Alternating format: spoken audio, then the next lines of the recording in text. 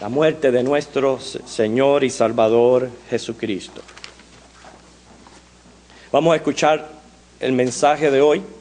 Les prometo que va a ser más corto que la misa de gallo.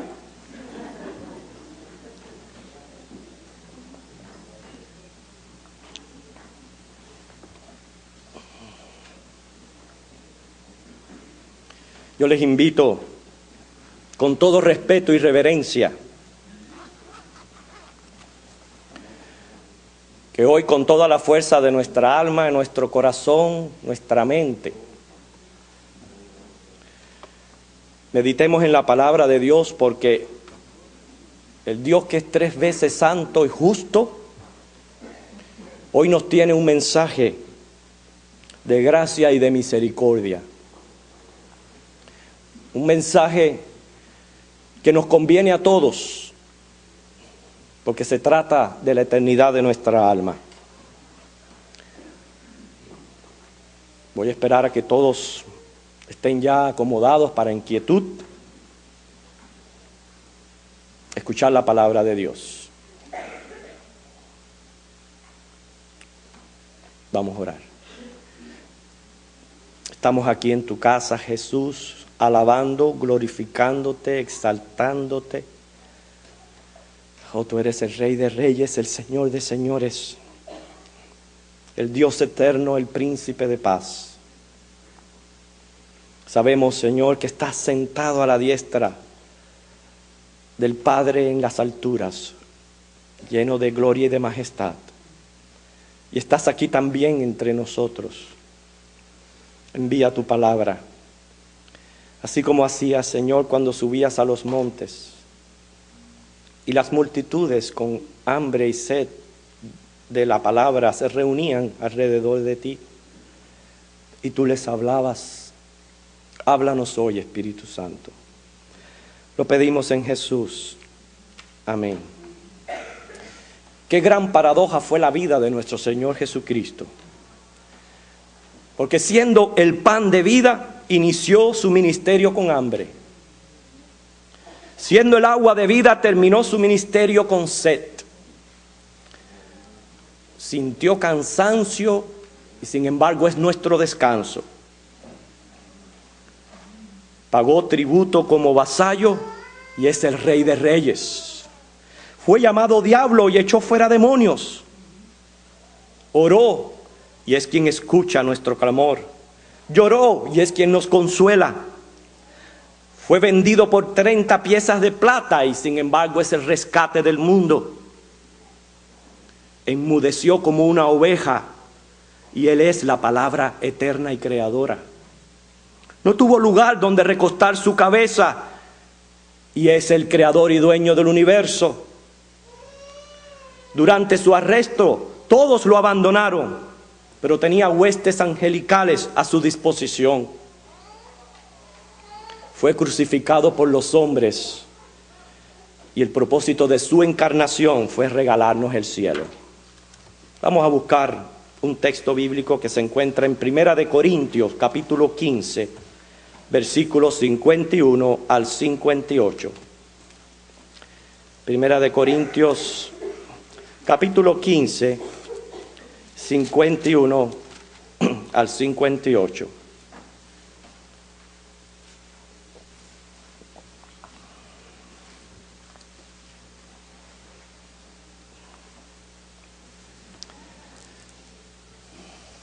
Si ya lo tienen todos, síguenme con la vista. He aquí os digo un misterio. No todos dormiremos, pero todos seremos transformados. En un momento, en un abrir y cerrar de ojos, a la final trompeta, porque se tocará la trompeta y los muertos serán resucitados incorruptibles y nosotros seremos transformados. Porque es necesario que esto corruptible se vista de incorrupción y esto mortal se vista de inmortalidad. Y cuando esto corruptible se haya vestido de incorrupción y esto mortal se haya vestido de inmortalidad, entonces se cumplirá la palabra que está escrita. sorbida es la muerte en victoria. ¿Dónde está, oh muerte, tu aguijón? ¿Dónde, oh sepulcro, tu victoria? Ya que el aguijón de la muerte es el pecado y el poder del pecado la ley. Mas gracias sean dadas a Dios, que nos da la victoria por medio de nuestro Señor Jesucristo. Así que, hermanos míos, amados, estad firmes y constantes, creciendo en la obra del Señor siempre, sabiendo que vuestro trabajo en el Señor no es en vano. De todo este pasaje que hemos leído, vamos a basar nuestra meditación en esta noche en esa frase que se encuentra casi, al final del versículo 54. Dice, sorbida es la muerte en victoria. Nunca yo había predicado acerca de esta palabra que se encuentra ahí, sorbida. Hablamos de la crucifixión, hablamos de la resurrección, pero no le había prestado atención a esta palabra, sorbida. Sin embargo, es bien significativa. Y dice Pablo aquí que la muerte es sorbida en victoria. Ahora, sorber, esa es la acción de beber algo aspirando, absorbiendo. Ejemplo, yo puedo tomarme este vaso de agua así de un todo, glu, glu, glu, o usar un absorbente y poquito a poco ir bebiendo el agua. Fíjense, esta es la importancia del significado de esta palabra sorbida. ¿Por qué? Porque la muerte fue conquistada en victoria. Pero ¿cómo fue conquistada? Poco a poco. A medida que fueron transcurriendo aquellos días de esa semana de la pasión, fue la muerte siendo conquistada. El gran significado de esta palabra tiene que ver con los sacrificios de expiación del Antiguo Testamento. Y escuche muy bien, con el horrendo infierno. Sí, Señor. Muchos no saben qué va a ocurrir con ellos después que se vayan de este mundo. Pero escuche muy bien, hay cielo, hay infierno, y el infierno es horrendo. Y de eso nos está librando Jesucristo, para que seamos agradecidos a Él. En los sacrificios de expiación, la víctima se ponía en aquel altar del holocausto y se iba consumiendo poco a poco a medida que el fuego la quemaba. No solamente el sacrificio de expiación del Antiguo Testamento, pero esta frase, sorbida es la muerte en victoria, nos está enseñando la gran verdad, que el infierno es un lugar de tormentos eternos. No es un castigo rápido, pasajero y fugaz. Tampoco es una aniquilación. Es un castigo lento. Lento. Esa es la sentencia que amerita nuestros pecados. Y hermanos, Jesús es nuestro Salvador. Él es el Cordero de Dios que quita el pecado del mundo y quien nos redimió del poder de esa muerte eterna. Esa muerte que fue sorbida conllevó un proceso lento. Fíjense que Jesús no fue lapidado, quiere decir apedreado, no murió en la horca, o decapitado a espada, tampoco fusilado, o en una silla eléctrica, o la cámara de gas, o por una inyección letal. Su muerte fue de cruz. Y hermanos, la muerte de cruz es lenta y dolorosa. Lenta y dolorosa. Nosotros sabemos que un día vamos a dejar este mundo. Y todos queremos irnos fugaz. A nadie le gusta tener una muerte lenta y dolorosa. Todos queremos irnos fugaz. Pero no fue así con Jesús. Dice Gálatas 4:4 que cuando vino el cumplimiento del tiempo, Dios envió a su Hijo unigénito, nacido de mujer, nacido bajo la ley. Fue exactamente en la época donde estaba en auge uno de los imperios más crueles que ha pasado por este planeta Tierra. No solamente uno de los imperios más crueles que ha pasado por el planeta Tierra, sino tenían como método de matar la crucifixión. El Padre envió a Cristo para que diera su vida en rescate de muchos. Hermanos, esta muerte de Cristo es para que tomemos en serio nuestra relación con Dios y nuestra relación con Jesucristo. Porque me está mostrando aquí que Dios es amor, pero Dios es santísimo. Él es justo. Él no da por inocente al culpable. Él no va a dar una amnistía. Su justicia requiere justicia.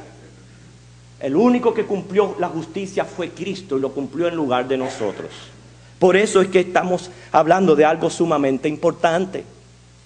Estamos frente a un caso judicial delante del juez creador del cielo y de la tierra. Y de este juicio, como único vamos a poder ser librados, es a través de la fe en Jesucristo. Uno de los pasajes más conmovedores de las Escrituras fue el que acabamos de leer en Isaías 53, porque expresa muy bien esa idea de aspirar o absolver la muerte. Como dice, Jesús fue molido por nuestros pecados, molido, o sea, prácticamente se ensimismaron con Él, y todo fue por nuestro lugar. Bueno, así como a Jesús le dieron 40 azotes, yo he pensado en 40 sufrimientos que pasó Jesús en todo aspecto de la personalidad humana. Hablo de dolor físico, dolor emocional, hasta dolor psicológico. En todo aspecto de la personalidad humana, Jesucristo sufrió. Yo lo que voy a hacer es, ya que en este día estamos aquí todos conmemorando la muerte de nuestro Señor Jesucristo, es mencionarle estos 40 sufrimientos. Yo no me voy a detener en ninguno, no se preocupe. Yo solo los voy a mencionar. Pero según vamos avanzando, usted se va a ir dando cuenta de cómo esta muerte fue sorbida en victoria. Y los evangelios sinópticos nos ayudan a tener un cuadro completo de lo que sufrió Jesucristo. Desde el mismo día que Él entró en Jerusalén y fue recibido por sus discípulos, dice que Jesús lloró por aquella ciudad. Ahí tuvo ya un sufrimiento emocional. Cuando hizo la limpieza en el templo, al ver la casa de Dios convertida en cueva de ladrones, esto le causó un santo enojo. Ahí tuvo un sufrimiento psicológico. Que del encuentro que tuvo con los fariseos y saduceos, gente que rechazaban, que cuestionaban su autoridad divina. Estoy seguro que tuvo que dolerle en su alma ver a la gente de su pueblo en tanta incredulidad, en tanta hipocresía religiosa. Eso tuvo que haber causado un sufrimiento psicológico. ¿Y qué de la traición que sufrió de uno de ellos mismos, de Judas Iscariote? Y saber que iba a terminar trágicamente en suicidio. Cuando anunció la negación de Pedro, uno de los discípulos que mostraba ser tan protector y tan cerca del maestro, y sin embargo lo negó 3 veces. Ya les he mencionado 5. Fíjense qué rápido voy, vamos a 40. La número 6, la agonía del Getsemaní. Allí Jesús mostró estar profundamente triste y angustiado. Él lo dijo, mi alma está triste hasta la muerte. Y dice que su sudor eran con grandes gotas de sangre. Y luego ver allí los discípulos durmiendo. mientras él pasaba aquella agonía.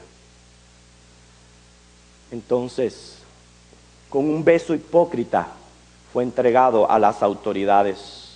Y no solamente fue entregado, fue arrestado con violencia, como si fuera el más terrible de los prófugos. La número 10, qué dolor psicológico y emocionante ver cuando aquellos discípulos hicieron así, como nosotros decimos los cubanos, patica pa' que te quiero. Se echaron a correr, lo abandonaron, lo dejaron solo completamente. Entonces comienza una larga y tediosa noche de juicios. Imagínense, el justo y santo Dios, el que nos va a juzgar en la eternidad, ante el cual vamos a proceder en juicio, siendo enjuiciado por gente pecadora. Él siendo sin pecado, Él siendo santo y justo, y siendo el juez, siendo enjuiciado por aquellos líderes religiosos. Fue interrogado por Anás en relación a sus discípulos y sus enseñanzas. Yo me imagino que cuando le preguntaron acerca de sus discípulos, en su mente él podía ver cómo todos salieron disparados huyendo. La respuesta que dio Jesús le costó una bofeteada. Ahí prácticamente comenzó el dolor físico. Lo llevan al palacio de Caifás, donde le condenan usando falsos testigos. Es cuestionado acerca si él era el Cristo. Y Jesús dijo, yo soy. Y dijo, I am. O sea, en esa frase yo soy, dice el que da la existencia, el que da la vida, el que te da el aire para que respires. Ese soy yo. Y cuando dijeron eso, dice que se volcaron como lobos voraces contra el Señor. Le escupieron el rostro, le golpeaban con los puños, le vendaron los ojos. Entonces se burlaban de él, pidiéndole que profetizara quién le había golpeado. Fue cuando Pedro niega 3 veces al Señor. Y lo triste es que no solamente lo negó, dice que comenzó a maldecir y a jurar inclusive que él no conocía a ese hombre. Y Jesús lo vio. Yo me imagino que esa mirada penetrante provocó en él un profundo arrepentimiento. Número 20. Condenan a Jesús formalmente en el Sanedrín por declararse el Cristo. Y lo llevan ante Pilato, quien después de dialogar con él no encuentra culpa alguna. Entonces lo envían a Herodes.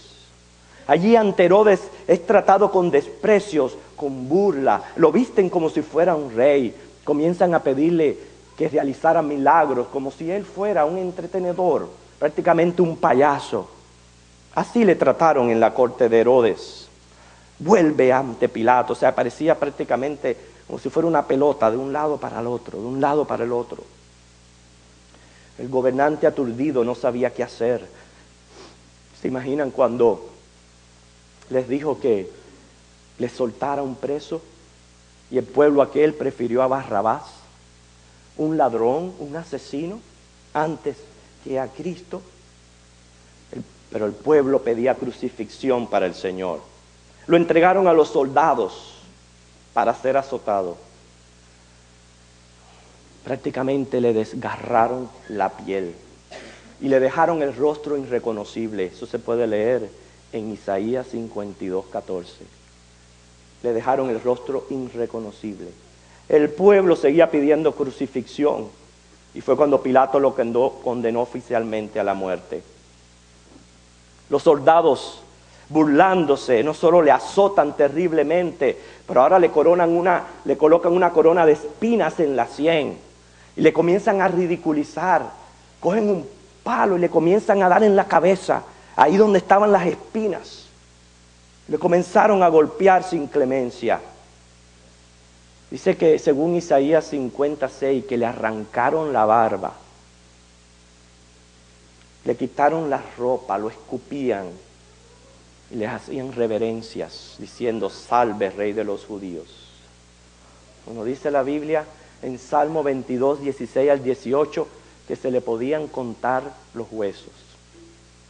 Así es como estaba de desfigurado y demacrado. Y piense, desde que él comió la cena con los discípulos, ya no volvió a comer bocado alguno. Número 29. Después de todo esto, vuelven a vestirle. Lo obligan en aquellas condiciones a cargar la pesada cruz. Hasta que no pudo más. Simplemente no pudo más. Tuvieron que ayudarle. Fue entonces que Jesús fue crucificado. Sus pies y sus manos clavadas en un madero. Yo creo que no podemos ni tan siquiera imaginar aquellos clavos traspasando la piel, los tendones, los músculos, atravesando los huesos. Yo no sé si usted alguna vez se ha dado un golpe con la esquina de un gabinete en la cabeza. En ese momento usted no quiere saber de nadie. Y es solamente un golpecito en la cabeza. ¿Alguna vez le han dado una patada en la pantorrilla? Como duele, ¿verdad? Sin embargo, aquellos clavos atravesaron los huesos de la pantorrilla. Y allí quedó Jesucristo clavado en la cruz.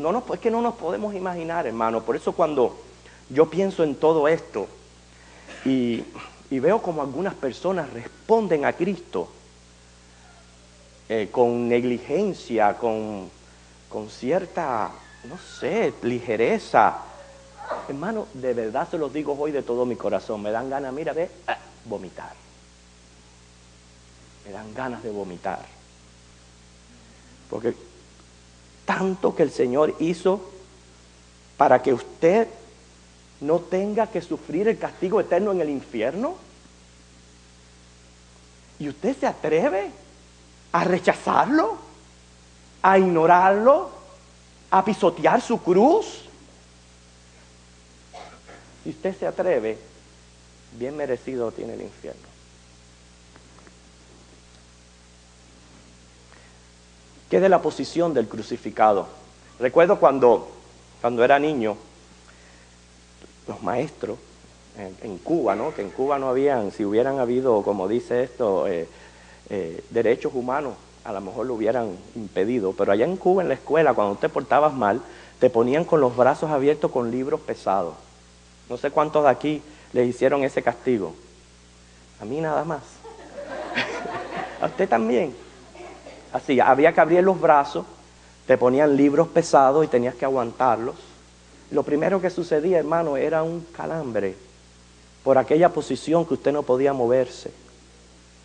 Bueno, imagínense a Cristo, horas ahí, en esa posición, el sol cayendo sobre aquellas heridas, aquel rostro herido, el sudor mezclándose con sangre y sin poder ni tan siquiera, porque a mí me molesta cuando el sudor lo tengo en la cara y quiero enseguida coger una toalla y limpiarme. Aquel sudor mezclándose con aquellas gotas de sangre. Aparte de eso, el colgado sufría del colapso en sus pulmones. Entonces, para él poder respirar, él tenía que subir sus pies para poder coger aire cada vez que iba a respirar. Imagínense cada vez que subía sus pies, el dolor de esos clavos en sus pies. Hermano, no hay palabras para definir cómo esta muerte fue sorbida en victoria. Luego lo colocan entre dos ladrones, como si fuera el peor. Esto es muy significativo, porque ahí estaba dividida la humanidad en dos, así como tenemos aquí dos líneas, dos grupos. Ahí estaba representada en un ladrón aquellos que reconocen que son pecador, aquellos que saben que lo que merecen es la cruz, pero reconocen que Cristo muere por ellos, y por eso aquel ladrón pidió, acuérdate de mí cuando vengas en tu reino, y le fue concedido, porque creyó en Cristo. Pero estaba el otro allí burlándose de Jesús, incrédulo, Y ese representa la otra parte de la humanidad que niega y rechaza al Señor. Sufrimiento número 34. Le dieron a beber vino mezclado con mirra. Usted sabía que esto era un sedante. Cuando el vino se mezclaba con mirra, servía para aliviar un poquito el dolor de aquellas personas. Y Jesús no lo tomó. Él no lo tomó porque él tenía que sufrirlo. En otras palabras, no anestesia. Tenía que sufrir aquel dolor. Fue cruelmente encarnecido por grupos de espectadores. Pero otra de las cosas que muestra su dolor emocionante, yo pienso que fue cuando vio allí a su madre. Porque inclusive parte de las 7 palabras es cómo él se dirige a su madre y se la encarga a su primo. Él la vio allí sufriendo por él. La vio allí desesperada. Y eso tiene que haberle causado también un dolor muy grande a él. Luego, sintió la lejanía de Dios. Por eso él clamó, Dios mío, ¿por qué me has desamparado? O en el momento en que él estaba pagando por nuestros pecados. Vemos allí cómo el Señor se priva de usar sus atributos omnímodos y se somete por nosotros. Sufre sed, toma vinagre y entonces da el grito de victoria. Consumado es, número 39. El 40 sufrimiento, según Efesios 4, 8 y 9, fue que fue sepultado y bajó hasta las profundidades de la tierra para llevar allí nuestro pecado. Es lo que indica a muchos que niegan el infierno, que es en el centro de la tierra donde se encuentra el lugar de condenación eterna. Del lugar donde Jesús murió en la cruz para librarle a usted y a librarme a mí. Todo esto fue sorbida, es la muerte en victoria. Vamos a cantar un himno. Hermanos, siguen tocando este precioso himno. ¿Hay alguien aquí que aún no ha recibido a Cristo como su Señor y Salvador? Se encuentra en sus delitos y pecados, pero hoy sabe que Cristo dio su vida en la cruz para que usted no tenga que pagar por su pecado. Hay alguien aquí que sin vergüenza alguna levanta su mano y dice: yo creo en Cristo, yo acepto a Cristo como mi Señor y Salvador. ¿Hay alguien aquí? Señor te bendiga, hermano. ¿Hay alguien más que dice: yo recibo a Cristo como mi Señor y Salvador? Yo no tengo por qué avergonzarme del Evangelio, porque esta es la victoria. Yo no sé usted, hermanos,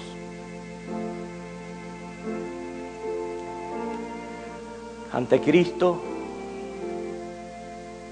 yo doblo mis rodillas en esta hora para agradecer lo que Él hizo por mí. Usted puede hacer lo mismo. Vamos a tener un tiempo agradeciéndole al Señor. Nos ponemos frente a la cruz y podemos, Señor, imaginar en nuestra mente allí clavado, después de haber pasado toda esta agonía.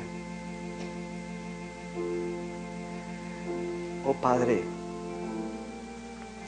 abre nuestro entendimiento, abre nuestros ojos, trae al corazón sabiduría para que nos demos cuenta que este sacrificio es un sacrificio de amor y es el único que tú aceptas en nuestro lugar. Perdónanos, Señor, por ser tan pecadores, tan infieles, tan negligentes contigo. Perdónanos, Señor, porque te damos las migajas de nuestro servicio. Ten misericordia de nosotros, Señor, de nuestro orgullo, que decimos que te amamos y no somos capaces de cumplir con tus mandamientos. Señor, en esta noche ten misericordia de este pueblo. Nos arrepentimos de todo corazón frente a la cruz de Cristo. Espíritu Santo, muévete en medio de nosotros. Trae convicción, Señor, de pecado, de justicia y de juicio. Para que vivamos, Señor, vidas agradecidas, apreciando y valorizando tu preciosa sangre. Para que podamos, Señor, servirte anegadamente y serte más fieles mientras esperamos por tu venida. Gracias, Cristo. Te amamos mucho y nos humillamos ante tu presencia. Porque Isaías lo dijo, Señor, que el Señor Dios te iba a quebrantar, pero tú ibas a ver mucho linaje. Te doy gracias por ser parte de ese pueblo escogido, de esa nación santa, de esa nación, Señor, que tú sacaste de las tinieblas a tu luz admirable, para que anunciemos, Señor, tus virtudes. Te proclamamos, Señor y Salvador, Rey y Dios. Queremos glorificarte con nuestras vidas, Señor. Esa es mi oración. En Cristo. Amén. Hay algo gratis. Enseguida lo cuestionamos porque decimos, hay algo aquí implícito en esto, algún truco o algo, porque es que aquí nada es gratis, nada. Entonces no podemos concebir que la salvación de nuestra alma sea una dádiva de Dios gratis. Que lo único que tenemos nosotros que hacer es creer. Eso es todo. Usted cree en Cristo y la salvación es suya. Hermano, la única manera, y no es para pagar, porque la deuda completa la pagó Cristo, eso quedó saldado. ¿Sí? No hay que pagar nada. No tenemos deuda porque Cristo lo pagó. Pero la manera en que nosotros respondemos a ese favor tan grande es precisamente con alabanza, viviendo una vida santa, sirviendo al Señor, atendiendo a sus mandamientos, amando a Dios y amando al prójimo. Eso es todo lo que nosotros podemos hacer como cristianos en respuesta a este maravilloso sacrificio. Señor les bendiga.